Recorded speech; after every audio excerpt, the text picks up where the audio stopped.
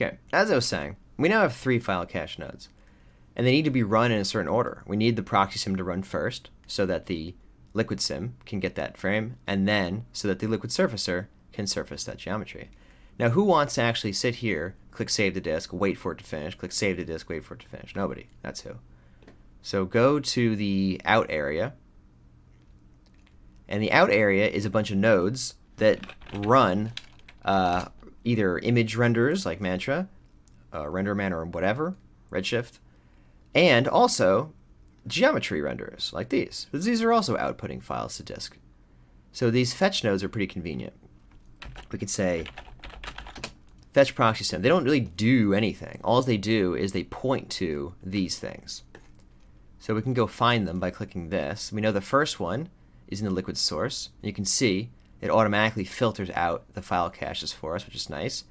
Point to the render node inside of the file cache, like so. And there you go. That's it.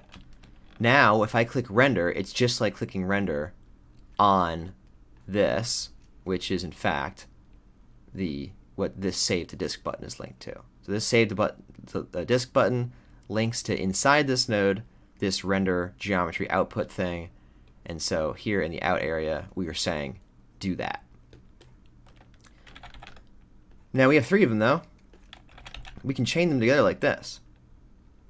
You know, these, much like how in the dynamics area, these links mean different things. Like the links here in SOPs mean the geometry flows from thing to thing. In dynamics operators, those are just establishing relationships. Like this collides with this. This solver works on the geometry stored in this object. In the render and the output area, these only mean dependency. So we want the proxy sim to run first, then we want the liquid sim to run literally in this order, and then we want the liquid surfacer to run. So all we have to do is point to those things. So liquid source, so we want, this is the sim here, like so, and this is the surfacer here. Make sure you get that right. What we'll end up doing is we will click on this and say node by node. I don't know why frame by frame is a default. Maybe for image rendering that makes more sense. For geometry stuff, node by node makes more sense.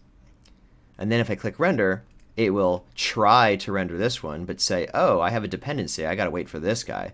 And then he'll say, oh, no, I have a dependency. So it'll actually start with this one, much like the way SOPs actually depend on the nodes above them.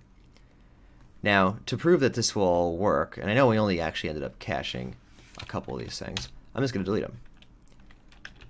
And now I'm going to say, do everything at once. And let's see if it does it. And there's the result. It did the whole thing. So if we look at our cache area, you can see we have all of them created in order. And the result is this. And we have the result in there, and you get it. So there it is, dependencies, and now you can, especially as these get higher res, we can just run the entire everything. I mean, we can put the actual frame renders down here. It's like you're building your own little pipeline, like you're a real studio. So very good. Still pretty low res though, so let's talk about up-resing this.